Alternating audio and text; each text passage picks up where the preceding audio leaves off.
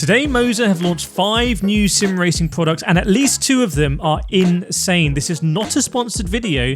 They don't even know I'm doing this, but I'm going to run through everything Moza have launched at Gamescom today for us sim racers, and there's going to be a little bit for everyone. Let's go through pros and cons. We're going to start here with the Moza CRP2 load cell pedals. So these are the competitors, I would say, to fanatec's V3 pedals. I have the CRP pedals. They look really nice, they're machined really nicely.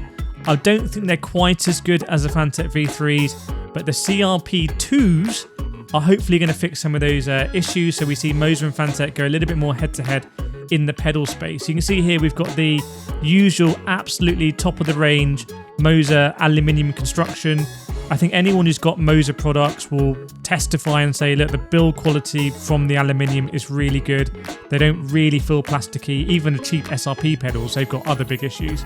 This time though, we have a carbon fiber heel plate, which is going to be very nice. This was one of my criticisms of the CRP pedals, and I think the SRP pedals as well. I think the whole range from Moza does need a refresh. They're quite industrial at low end, but look at this, 200 kg load cell. So I'm used to 100 kg load cell. I think it's 100 kg on my Logitech G Pro load cells, but now we have 200 kg here. I'm not even sure I'm ever going to go that hard on them, but this is one of the game changers. Look at this, Simucube active pedals. Watch out, because Moza have coming out with their own active pedals, and you have to say Simucube have had it all their own way with the pricing on their active pedals, which is absolutely obscene. And you'd imagine Moza are going to price this competitively. I don't know, but you imagine they're going to undercut Simucube, and that will hopefully bring the Simucube price down. And this is good news for consumers. And again, I think it's what consumers want. We all want more active pedals. Even when I spoke to the Formula E world champion, he was like, yeah, I've heard great things about the active pedals. Have you got them? Have you tried them? What do you think about them? Well, hopefully I'm going to be using more active pedals here. You see, they say they're quiet. I'm not sure that's a big concern for us sim racers often racing in a headset here. But the fact that you can have active pedals simulating the ABS and the resistance, dual 200 kg pressure sensors, so apparently it goes up to almost half a ton of pressure. So if you're an elephant watching this video, that's great. We've got the sensor, whatever, but basically they can be configured to run on your CRP2s, and you can also change them as a throttle brake or clutch with one click. I don't know if that's going to be in Moza's pedal software. That'd be great. But these are a game changer. Like, Moza are just firing shots at absolutely everyone here, and hopefully it's going to be comfortable on your feet as well. But basically, active pedals, absolutely massive. I'll have a separate video on that. Let's get on to console compatibility. Oh my goodness. So we've had active pedals people want, console compatibility people want, and now we've got it with the ESX steering wheel. So this is the same steering wheel, I believe, that you get on the Moza R3, but you can now buy it independently. What does that mean? All of your Moza equipment, all of your pedals, all of your wheelbases, R5, R9, R12, R16, R21, should now be compatible with Xbox. Again, I'm going to try this in a video coming to the channel very soon. Going to be using my wheel and putting it on my R16 and trying to go racing on my Xbox. Very, very, very excited for that. You can see here, this is what the rim actually looks like. This is the one that comes with the R3. This is Xbox. Xbox has Forza Motorsport. As you know, I do a lot of stuff with Forza Motorsport. Do all the Gillette P1 stuff like that, and the Logitech G Challenge. But let's be honest, we really want this to come to PlayStation. We really want to use this in PS5, in Gran Turismo 7, in PSVR 2. And if Moza do that, oh my goodness, this is going to be an absolute game changer. And you know what? This shows that console compatibility is very high on Moza's radar. I think they read the comments to these videos. So again, shout it in the comments if you want Moza to come to PS5. And also hit that like button way down there and make sure you're subscribed so I can do more of these videos. I'm super excited for sim racing at the moment. I think this is great competition. What's going to come up next is one for the truckers. Look at this. I know, again, so many of you, even in my videos, because I cover this a lot on the Sim Racing Show, have been asking about multifunction stalk sticks, whatever you want to call them, indicators, wipers. Can you do windscreen spray and spray yourself?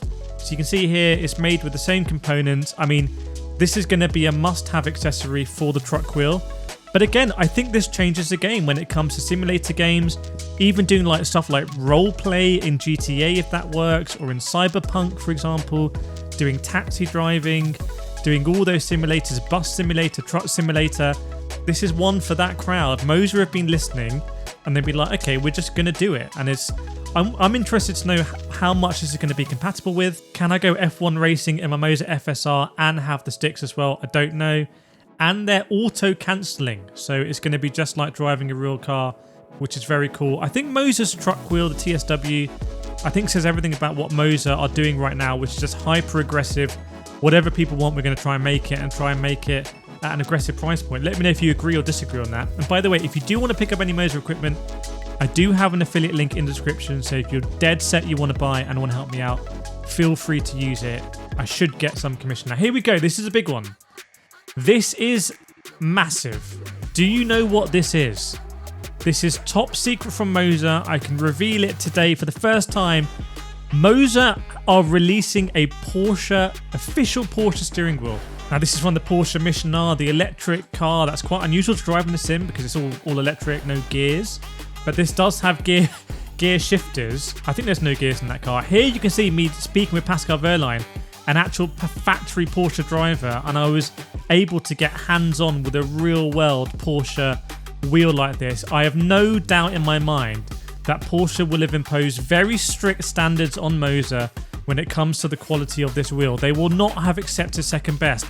And Porsche are a big German company and traditionally have worked with Fanatec. One of the first licensed wheels at Fanatec was a Porsche licensed wheel.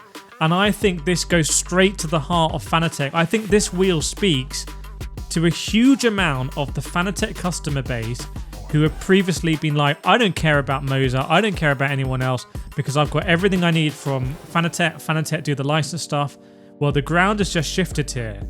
And this, I think, puts Moza on the map in a way they weren't before. I'm very curious about this wheel. I wonder how it's going to compare with, for example, my iRacing Artura wheel that's used in the real world McLaren. This is where we're going with sim racing. More replicas, more equivalent cars more equivalent wheels from the cars in the real world and the sim. And there's a few key features in this wheel. In fact, if you got this far, put the sunglasses emoji in the comments because here's some of the key features.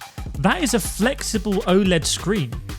They have a flexible OLED screen. It's a 60 Hz screen, so it's not a really low hertz, but it's standard. It'd be amazing if it's 120 Hz. But a 60 Hz flexible OLED, so it's going to go completely black when it's not illuminated. You can see here 5.4 inch tempered glass screen. You can see some new overlays there. And again, here's some news. The overlay editor from Moza is just going to go get more expanded because you can create different Porsche overlays in there. Again, that's a big deal when it comes to licensing. I've been creating some of my own overlays in the Vision GS suite as well. But here we go.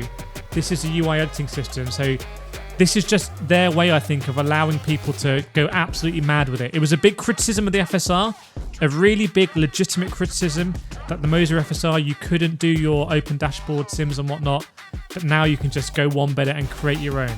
So if you enjoyed this video, please do subscribe. If you definitely want to buy Moza equipment, please feel free to use my links. It's great for competition, but let me know what you think. It's a big day for sim racing.